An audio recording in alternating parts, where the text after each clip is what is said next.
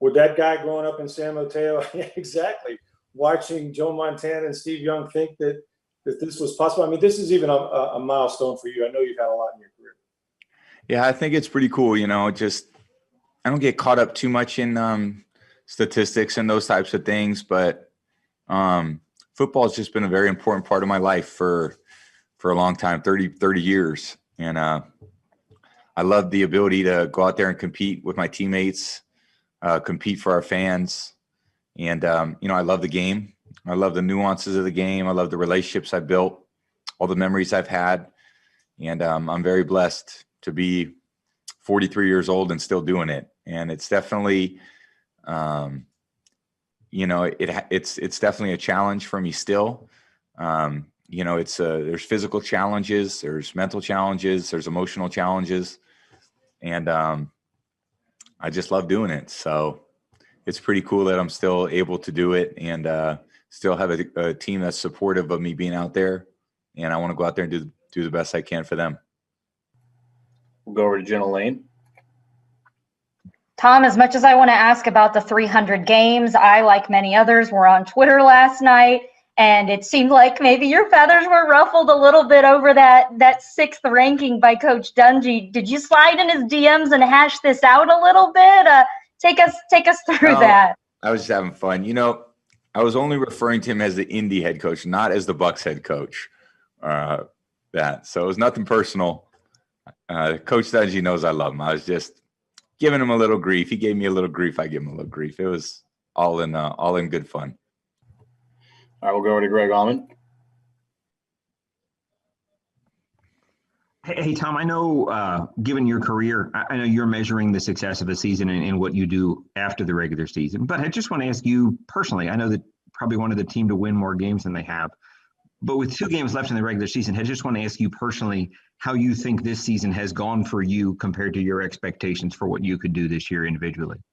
Well, I think the season will be what we make of it. And, our season's not over yet. So we got a lot of football ahead. We got obviously a hugely important game this week and then one more game in the regular season. And we're going to have to play our way into the playoffs. So it means we got to win games. And, this is the one that matters the most because it's the next one. And if we make it, we do get in. So it's hugely important. And every season presents some different challenges. Every season has, different things that challenge you in different ways. This one has been a challenge, I think, for everybody around the world.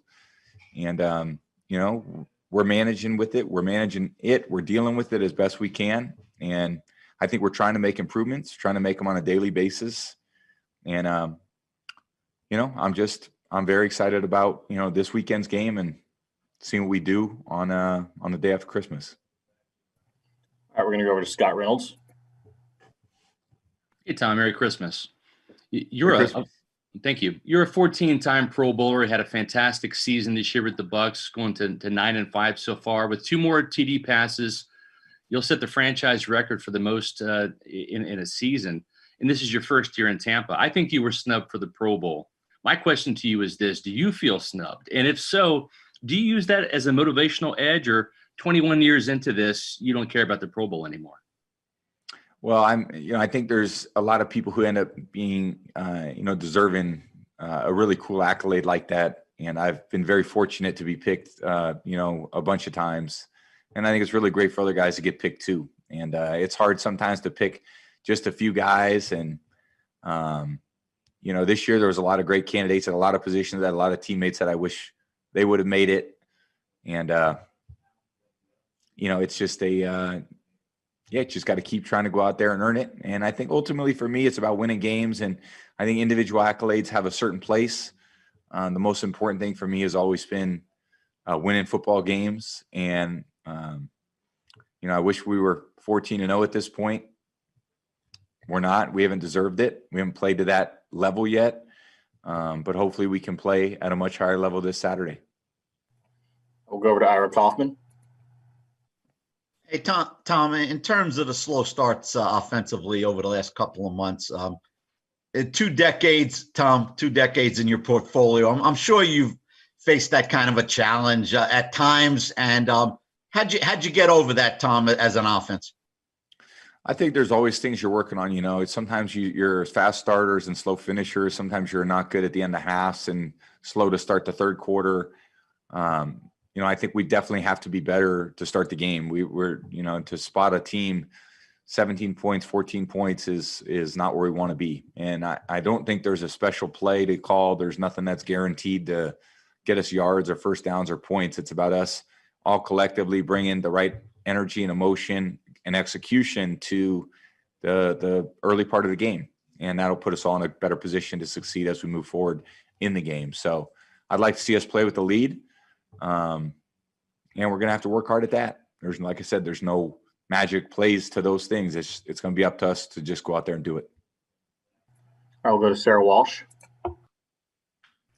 Hey, Tom, I'm curious how this experience is a little bit different for you as opposed to New England, where year in and year out, you guys were going to the playoffs, and you guys have some folks that have been here for years and years and years and haven't had that experience that you've gotten. So as you are closing in on that, and Bruce talked about this being a hat and t-shirt game, how is it different for you being around these guys that are, on this quest to experience that for the first time? Yeah, I want them. This is why we play, to put your team in a place and give yourself an opportunity to compete for a championship. And it takes a lot of work to get to that point. It's very hard to get to that point. The competition's tough. Week in and week out, you're playing against great teams, great coaches. Every team has strengths and weaknesses, and we put ourselves in a position where if we win, we're in the playoffs. So that's where we're at, and that's where we know what's ahead of us. We got to go out there and play well. We're playing against a very explosive team that's played very well at different times throughout the season. They've had leads. They haven't held on to all of them, but they played from ahead. They played from behind. They got a very good quarterback, great group of skill guys. They have a very tough scheme on defense. So we're going to have to go out there and play our best 60 minutes. We have time for a few more. We're going to go to Steve Isbitz. Tom, a little bit earlier, you mentioned emotional challenges of playing football. Can you give an example of what one of those might be in, this year with the Bucs? Yeah, I think there's things that happen on the field. There's things that happen off the field. Emotionally, there's a lot of different emotions that go into playing. And sometimes after you lose, you could be very discouraged. You could lose confidence. Other players could lose confidence. You could be emotionally drained from winning games. You could deal with off-field issues. I had teammates that have gone through personal issues that, affect them a lot. I've had personal issues that affect me with my, different things that have happened in my life with family members and so forth over the last 4 or 5 months. So all of it is about being mentally tough, dealing with whatever you need to deal with in your life as a professional, and putting those things in a certain place so you can still go out and try to perform at a high level.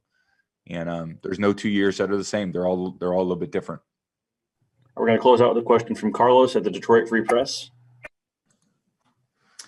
Hey, Tom, asking you to go back a ways, but 20 years ago, you made your NFL debut at the Silverdome against the Lions. Just wondering, what do you remember from that experience, and what did it do for you as a young quarterback to help you progress in your career and give you confidence moving forward? Yeah, I was active for that game. It was Thanksgiving Day. We got our butts beat pretty bad by the Lions, and got in at the end of the game. I think I threw three passes, and it was just kind of a insignificant start to the career because I wouldn't say many people were expecting me ever to have the kind of career that I had. So for me, it was great being out on the field and learning. And then I got more opportunities as that season went on and practice, and put myself in a position that next off season to compete for the backup role, which I ended up winning. And then when Drew got hurt, I was able to become the starter, and I tried to play as well as I could. And I treated everything like it was very important. Year round, it was very important for me to compete against myself to see how good I could be. And I learned a lot of those lessons at Michigan. And Michigan was a great training ground for me because it wasn't, nothing was gifted. I think it was you had to go out there and earn it. You had to earn the respect of your teammates and your coaches. And for me, that's what I had to do in order to play in college. So I didn't expect much difference when I went to the pros, and then got my opportunity, and always felt like if I got my opportunity, I was never going to look back. And still haven't really looked back that much, even 20 plus years later.